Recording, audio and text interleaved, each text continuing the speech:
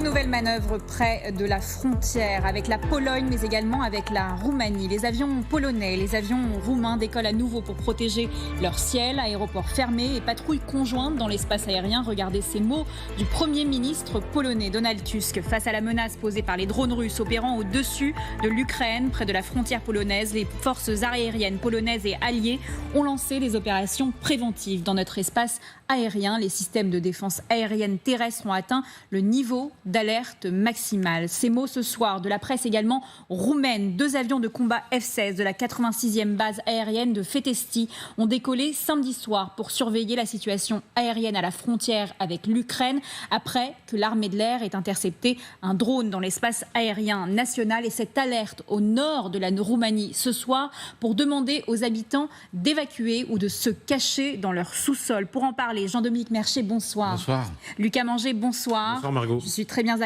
accompagnée ce soir pour décrypter ces derniers événements. Que se passe-t-il? Nous avons eu donc vent d'informations qu'il y aurait eu des drones russes qui auraient réitéré leur opération. Est-ce qu'on est dans le même scénario qu'il y a 3 jours ou non, Jean-Dominique Mercier? C'est vraiment difficile de le savoir. On sent bien qu'il y a une grosse tension.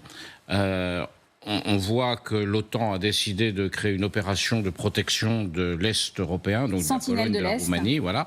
Et donc en face, eh bien, il y a toujours les opérations en cours, les opérations russes de bombardement de l'Ukraine. Et puis il y a ces grandes manœuvres russes en Biélorussie. Donc tout ça arrive au même moment. Effectivement, il semblerait qu'il y ait de nouveau eu des incursions, alors très légères. C'est la même chose que ce qui s'est passé cette semaine sur plusieurs centaines de kilomètres avec beaucoup de drones. Mais effectivement, on est dans un moment de grande tension sur ce sujet. Lucas Manger. On est dans un moment où les Russes semblent tester littéralement l'OTAN à travers de nouvelles. On ne sait pas exactement si ce sont des incursions sur les territoires roumains et polonais ou le long des frontières, mais suffisamment pour que ces 2 pays, la Pologne et la Roumanie, déclenchent effectivement des procédures militaires de défense, c'est-à-dire fassent décoller des avions pour montrer qu'ils ont conscience de la menace, pour éventuellement se protéger. Mais on sent que du côté russe, entre effectivement, ce que disait Jean-Dominique, les bombardements qui sont en cours en Ukraine et qui continuent et s'intensifient, et l'opération Zapad, il y a une volonté manifeste de la part du Kremlin de tester l'OTAN et de dire, voyons comment ils réagissent. D'ailleurs, dans la nuit de mercredi et jeudi, quand il y a eu les incursions en Pologne, l'OTAN a mis beaucoup de temps à réagir. Là, visiblement, les choses vont un peu plus rapidement. Mais on sent bien que c'est ce que disent d'ailleurs les Polonais depuis des mois et des mois. Attention, ils vont finir par s'approcher de chez nous et il faudra réagir. Là, semble-t-il, depuis quelques heures, l'OTAN réagit un petit peu plus rapidement, prend conscience de est-ce que c'est une menace, est-ce que c'est une intimidation, est-ce que c'est un test? Pour l'instant, on ne sait pas exactement, mais le fait est que, littéralement et concrètement, les Roumains et les Polonais, et à juste titre, ont peur. Peut-on encore dire avec conviction que la Russie n'attaquera pas le territoire européen? Écoutez ces mots du représentant de l'Ukraine à l'ONU, des mots extrêmement forts sur le fait que les Russes pourraient s'approcher petit à petit des capitales européennes. Écoutez. It was a conscious decision. C'était une décision délibérée. C'était une décision délibérée de la Russie de franchir une nouvelle ligne rouge et de tester notre patience, la patience de la communauté internationale. Et c'était une décision délibérée de la Russie d'intensifier délibérément cette guerre. Et si cette escalade reste sans réaction décisive, la Russie ne s'arrêtera pas à la Pologne. Demain, ça pourrait être des drones ou même des missiles qui s'abattraient sur Berlin, Paris ou Londres. Et après-demain, qui sait, quelque chose pourrait accidentellement traverser l'Atlantique. Il est vrai, Jean-Dominique Mercier, que les pays baltes alertent depuis des années sur de potentielles incursions de l'espace aérien, mais également de franchir les frontières. Est-ce qu'on peut encore dire fermement ce soir que ce qu'il s'est passé en Pologne ne pourra pas se produire dans d'autres pays européens? Ce qui s'est passé en Pologne peut se reproduire. La question est visiblement se reproduit d'ailleurs un tout petit peu. En revanche, c'est ce qui s'est passé en Ukraine qui a une vraie question. Est-ce que ce qui s'est passé en Ukraine peut se reproduire en Pologne ou dans les pays baltes? C'est-à-dire une attaque massive de la Russie contre ces pays. C'est ça la question. Une attaque massive ou pas massive, mais une attaque. Avec quand même une différence de nature. C'est que les pays baltes, la Pologne, la Roumanie, qu'on voit sur la carte, sont membres de l'Alliance Atlantique, sont membres de l'OTAN. Il y a des troupes occidentales, il y a des troupes américaines dans ces pays. Donc ça change quand même vraiment la nature des choses. Le niveau de risque que prendrait la Russie à le faire est sans commune mesure à attaquer que celle d'attaquer l'Ukraine en 2022. Mais on ne peut rien exclure. Et il faut écouter ce que disent les Baltes, les Polonais, qui, eux, ont quasiment la certitude que la guerre est pour demain, qu'il va y avoir une guerre. Il faut les écouter. Ils se préparent à ça. Ils se disent, il n'y a pas d'autre solution. J'étais en Lettonie cet été. Les Lettons creusent des tranchées au sens propre. La ministre des Affaires étrangères lettonne, elle fait des périodes de réserve dans l'armée pour savoir se servir d'un système anti-char. C'est ça l'ambiance à l'est de l'Europe. Donc il faut les écouter et pas leur dire, oui, vous avez peur, vous n'êtes pas sérieux. Mais on ne peut rien exclure, on ne peut pas non plus dire c'est obligatoire, ça va se passer comme ça. Tout dépend de notre capacité à dissuader la Russie de se lancer dans de nouvelles opérations agressives. Souvent dans les opérations de propagande, il y a une sorte d'hystérie qui est mise sur les pays baltes en disant c'est les pays baltes, ils disent tout le temps cela, ça les sert. Pourtant, on se rappelle également du rapport des services de renseignement, non pas que baltes, mais également allemands, qui avait dit très clairement au Wall Street Journal, le BND, en disant en fait la Russie, en 6 mois, elle pourrait attaquer un pays européen et en 2 ans pourrait attaquer l'Amérique. Est-ce qu'on est dans un scénario où la Russie pourrait petit à petit aller tester les limites de l'OTAN jusqu'à envahir un autre pays ? C'est le grand risque. Et là, il y a la Lettonie dont parlait Jean-Dominique, il y a l'Estonie qui se sent extrêmement menacée, la Finlande qui connaît bien les invasions russes depuis la guerre d'hiver de 39-40. Vous savez, les propos qu'on vient d'entendre du ministre polonais, ça rappelle ce que disait William Burns avant l'invasion de l'Ukraine par la Russie. William Burns, qui était à l'époque le patron de la CIA, qui était un diplomate, qui avait été ambassadeur à Moscou, qui connaissait parfaitement le système du Kremlin et qui connaissait Poutine. Et qui faisait le tour des capitales européennes et en disant « Attention, les Russes sont en capacité, ils sont en train de masser des troupes le long de l'Ukraine et... » Il y a des gens qui l'ont écouté, mais il y a aussi beaucoup de gens en Europe, et notamment le BND auquel vous faites référence, qui à l'époque disait il est absolument impensable que la Russie envahisse l'Ukraine. Ils ne le feront pas. Le matin de l'invasion de Kiev, le patron du BND était à Kiev pour essayer de dissuader Zelensky en lui disant calme-toi, il va rien se passer. Donc il faut les écouter calmement. Ils ont une connaissance à la fois géographique et culturelle de ce que c'est que le monde russe. Les pays baltes et les pays scandinaves, ils voient des navires russes passer devant leurs eaux en permanence. Ils voient des avions russes passer. Ils savent exactement ce qui est en train. Ça ne veut pas dire qu'il va y avoir une attaque de l'Europe. Il faut surtout pas tomber dans une forme de catastrophisme. Mais ça veut dire qu'il faut être conscient de cette menace. Vous parliez des périodes de réserve. Effectivement, les Suédois, depuis plusieurs mois, reçoivent chez eux des lettres leur expliquant comment faire si une alerte se déclenche, d'avoir une radio avec des piles, des lampes avec des piles, qu'il peut se passer ça. Il y a encore une partie de l'Europe qui est dans une forme de déni de cette possibilité, ça ne veut pas dire que c'est probable, mais qu'ils peuvent le faire, et qu'un jour, ils peuvent effectivement, là, on le disait tout à l'heure, ils testent. Et sauf qu'ils peuvent aller plus loin, et pourquoi pas tenter une incursion de quelques jours en Estonie, en Lettonie, en Lituanie, pour voir comment on va réagir. Alors, parlons justement de cette réponse à cette attaque d'il y a 3 jours avec ces drones russes qui ont franchi la frontière polonaise, avec ces mots du commandement suprême des forces alliées. Écoutez. La mission a été un succès total. Je pense que l'opération d'interception des drones que nous avons menée avec nos F-35 néerlandais et nos armes de défense ont contribué à cette grande réussite. À mon sens, l'ampleur de l'incursion de l'autre jour était clairement plus importante que les précédentes. Il faut apporter davantage de ressources pour continuer de se battre. Alors, le manque de ressources, ça, tout le monde s'accorde à le dire, puisque ce sont tout de même des chasseurs qui ont intercepté ces drones avec un coût assez conséquent. Est-ce que vraiment, ça a été une réussite ? Non, bien sûr que non. Ça, on se raconte une histoire. On pense qu'il y a eu une vingtaine de drones, peut-être un peu plus. Il y en a 3 qui ont été interceptés. Alors peut-être que les autres, on a décidé de les laisser tomber là où on voulait ils tombaient. En plus, c'était des drones non armés pour la plupart. Mais on ne le savait pas forcément au moment où on Mieux vaut prévenir que guérir, j'ai envie de vous dire, Jean-Dominique Merchet. Une chose semble évidente, c'est que les armées occidentales ne sont pas équipées pour faire face à des salves de drones ou de missiles, comme on en voit presque désormais 1 ou 2 fois par semaine, parfois plus que ça, en Ukraine. C'est-à-dire des salves de plusieurs centaines de drones qui arrivent d'un coup dans le ciel. Aucune armée de l'air européenne ne sait faire face à ça, y compris l'armée américaine. Nous n'avons pas les équipements pour ça. Les seuls qui savent à peu près le faire, ce sont les Ukrainiens.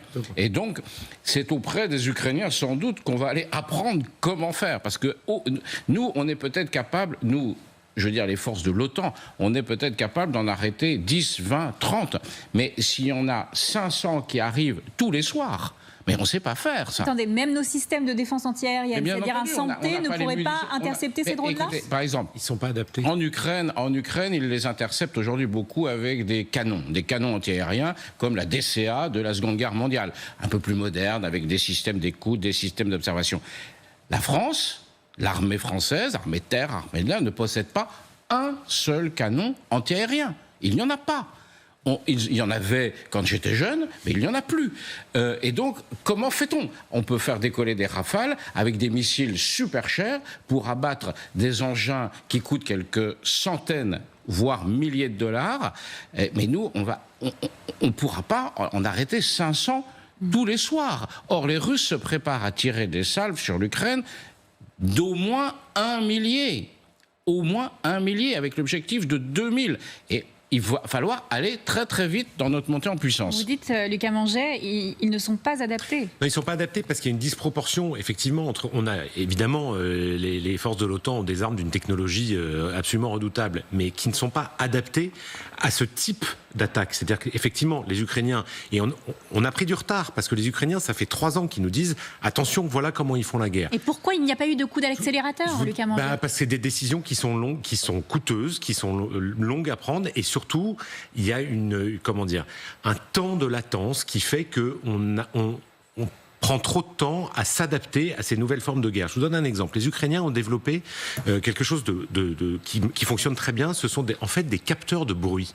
C'est-à-dire qu'ils ont sur des poteaux, comme des poteaux télégraphiques, ils ont installé le long de la frontière et dans les zones de combat, ils ont installé des capteurs qui coûtent pas cher du tout, qui entendent le bruit des drones, qui alertent les unités ukrainiennes qui, à ce moment-là, soit effectivement avec de la DCA à l'ancienne, soit carrément avec des mitrailleuses montées sur des pick-up, et ces capteurs sonores leur disent où sont les essaims de drones. Et donc ils se déplacent quand ils le peuvent, quand ils ne sont pas sous le feu des Russes, et ils vont tenter d'abattre ces drones. C'est très rustique, voire rudimentaire comme équipement. C'est quelques milliers d'euros contre des drones qui valent parfois 500, 1000 euros, comme vous le disiez. Voilà. Nous, on a envoyé des chasseurs avec des missiles à plusieurs dizaines de millions de dollars pour taper des drones qui font cette taille-là. Donc c'est inadapté.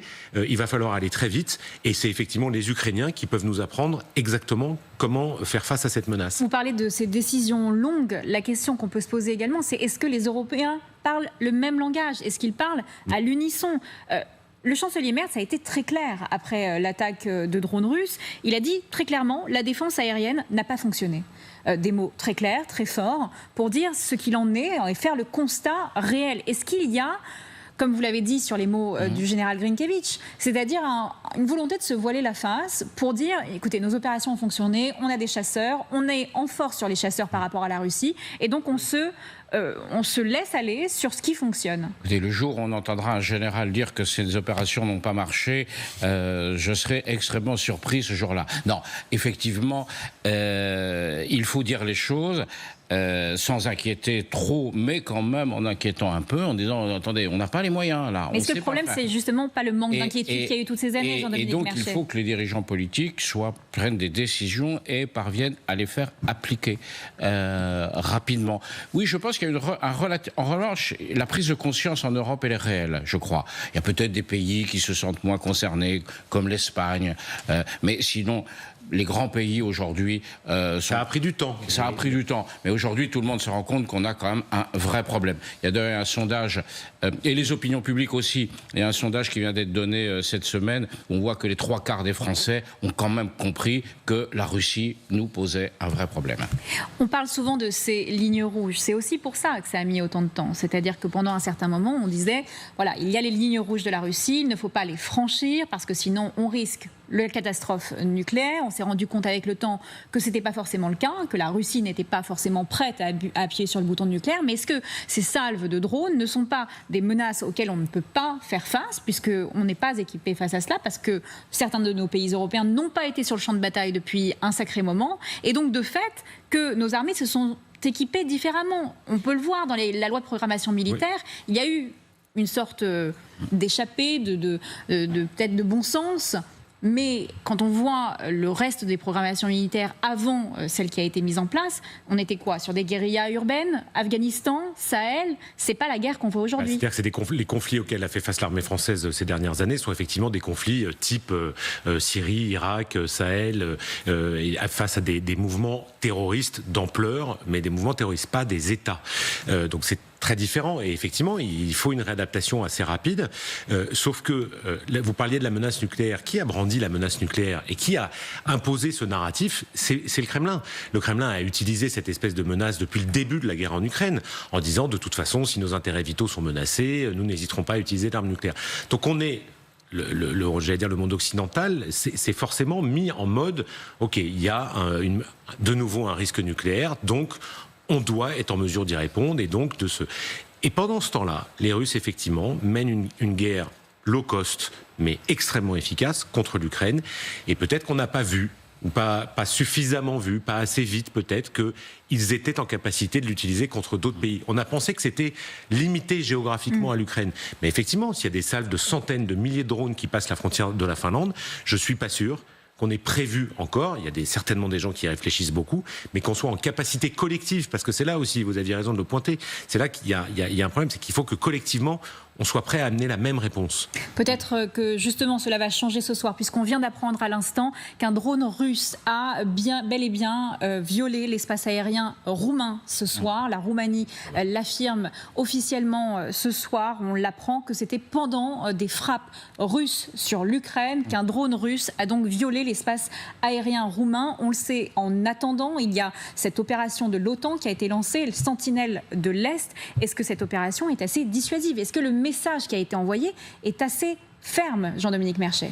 Et le message est ferme. Est-ce que le moyen de l'appliquer l'est? Ça, c'est une autre chose. C'est ce qu'on vient de dire. Des chasseurs français, des chasseurs allemands? Même si on...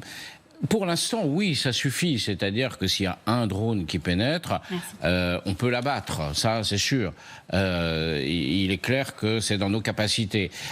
En revanche, lorsqu'on parle par exemple de faire un bouclier sur l'ouest de l'Ukraine, là où il y a des centaines de drones, là nos capacités sont vraiment beaucoup plus limitées. Il ne faut pas se raconter d'histoire. On n'a pas vraiment les moyens de le faire, sauf à mettre des moyens considérables. Mais vous savez, aucune armée n'est prête à ça en Europe. On parle de l'armée française, mais c'est vrai des autres. Il faut dire que les guerres sont toujours des accélérateurs incroyables de changements militaires. La guerre d'Ukraine, elle a fait une mutation de la guerre comme il y en a une par siècle.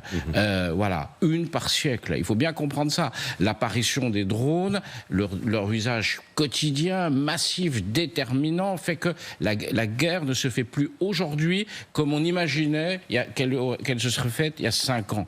Voilà. Donc, on est en retard d'une guerre, là, clairement. Mais ceux qui ne sont pas en retard, ce sont les Russes et les Ukrainiens. Et donc, on peut venir les aider, clairement. On peut faire de la dissuasion.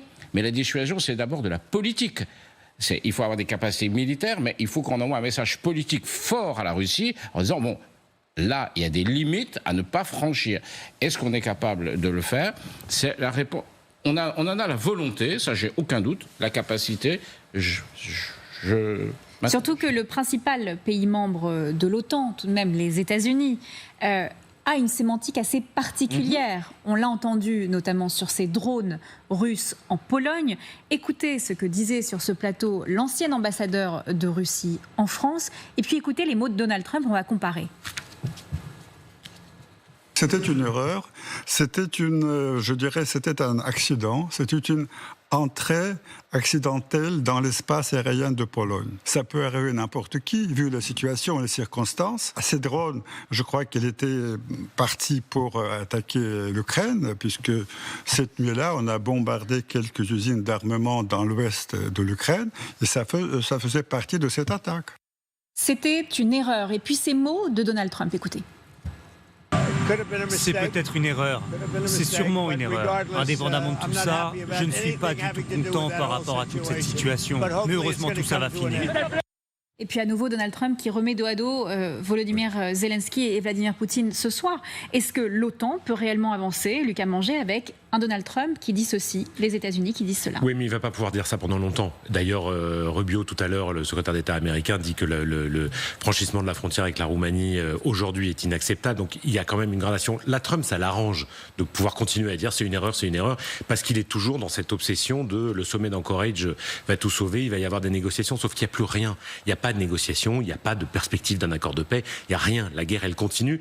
Mais Trump donne l'impression d'être enfermé dans son propre narratif, qui arrange à la fois Poutine et lui, qui est de dire c'est une erreur, calmons-nous, il va rien se passer. Sauf que en 3 jours, c'est la deuxième fois qu'il y a une erreur de la Russie. C'est vrai que ça peut arriver. Il a raison, l'ambassadeur. Ça peut arriver. Et d'ailleurs, quand il y avait, souvenez-vous, la première fois qu'il y avait eu un missile qui était tombé en Pologne, qui avait failli déclencher, il y avait un sommet international en Indonésie à ce moment-là, dans lequel le président Macron était avec Biden à l'époque. Au final, il y a eu une enquête extrêmement rapide des services de renseignement qui a montré que c'était effectivement un missile antimissile ukrainien qui était tombé en Pologne. Donc il peut y avoir des erreurs. Mais là, on ne parle plus d'erreurs, c'est des multiplications de violations d'espace aérien de pays membres de l'Union européenne et de l'OTAN. Trump peut continuer à dire c'est une erreur. Il y a un moment, sa propre administration commence à dire l'inverse. Donc alors, il est énervé par Poutine, certes, il ne le trouve pas assez rapide, mais là, on n'est plus du tout dans cette gesticulation diplomatique qui ne débouche sur rien. Vous croyez à la prise de conscience, Jean-Dominique Merchet, en Europe, de Donald Trump? De Donald Trump. Moi, je crois il s'accroche toujours, comme vient de l'expliquer très bien Lucas, il s'accroche toujours à la possibilité de plus en plus faible d'un accord. Voilà, il y croit, il le veut, cet accord. Et lui faire renoncer à cet accord, pour lui, c'est quoi le plan B? Or, il n'a pas de plan B. S'il constate que sa volonté, que je pense sincère, de trouver une issue à cette guerre, quel qu'en soit le prix qu'en paieraient les Ukrainiens, mais de sortir du conflit. S'il dit, finalement, ça ne marche pas, Poutine ne veut pas, quel est le plan B? Il n'en a pas de plan B. Voilà, c'est ça la réalité.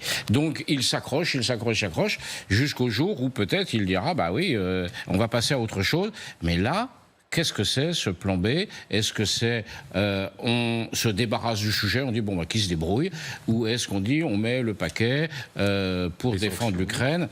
La première solution, la première hypothèse est sans doute la plus probable. Alors, une autre hypothèse a émergé ces dernières heures, puisque Donald Trump a reparlé des sanctions sur la Russie. On sait que ça a été au cœur de la politique américaine, notamment au Congrès, une solution bipartite. 2, taxer les pays tiers, donc ceux qui auraient encore des échanges avec la Russie pour limiter son industrie de défense. Regardez ces mots de Donald Trump. Ce soir, je suis prêt à prendre des sanctions significatives contre la Russie à partir du moment où tous les pays de l'OTAN l'auront également décidé et quand tous les pays de l'OTAN auront arrêté d'acheter du pétrole à la Russie. Ces mots, l'engagement de l'OTAN à gagner est loin d'être total et l'achat de pétrole russe par certains est choquant.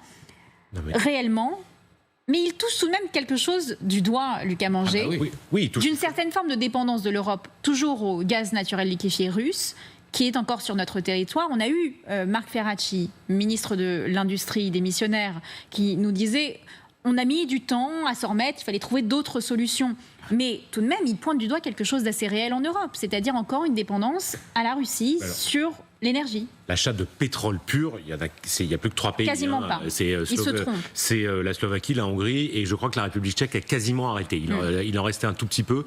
Donc quand il parle de pétrole russe par des pays de l'OTAN, c'est 2 pays et demi. Et c'est assez résiduelle. Donc là, il se trompe, Donald Trump. Pour moi, c'est juste une manière de repousser ces sanctions américaines.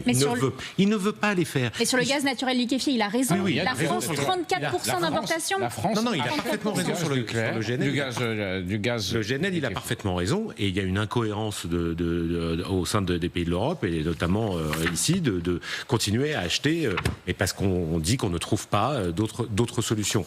Mais pour moi, c'est aussi une manière pour Donald Trump de repousser en permanence ces sanctions américaines. On a l'impression que parce que vous savez, il fonctionne par séquence de 2 semaines, Donald Trump. Il dit d'ici 2 semaines. Et en fait, toutes les 2 semaines, il trouve un moyen, effectivement, et vous l'avez souligné, Margot, contre l'avis d'un accord bipartisan au Congrès, de reporter des sanctions comme s'il ne voulait absolument pas de ces sanctions, parce qu'il estime que ces sanctions vont à l'encontre du business que les États-Unis pourraient faire avec la Russie. Jean-Dominique. Oui. Les Européens, ils pointent quelque chose de vrai en même temps. Les Européens continuent à à acheter de l'énergie à la Russie. La France importe du gaz naturel liquéfié. Oui. Par le port de Dunkerque, il y a des bateaux russes qui viennent livrer du gaz naturel liquéfié. Donc évidemment, Trump n'est pas content parce qu'il veut nous vendre le sien de gaz naturel liquéfié plus cher, qui plus est. Mais voilà, on est dans une bataille. Mais quand il dit ça, on ne peut pas dire bah oui, mais il dit n'importe quoi. Il défend.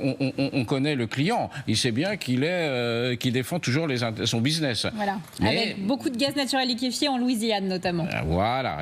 Et on a encore, sauf si une coopération en matière d'énergie nucléaire civile avec la Russie sur de l'uranium. Il y a encore quelques échanges qui se font. Bon, donc effectivement, on a raison de pointer ça. Totalement blanc-bleu sur cette histoire.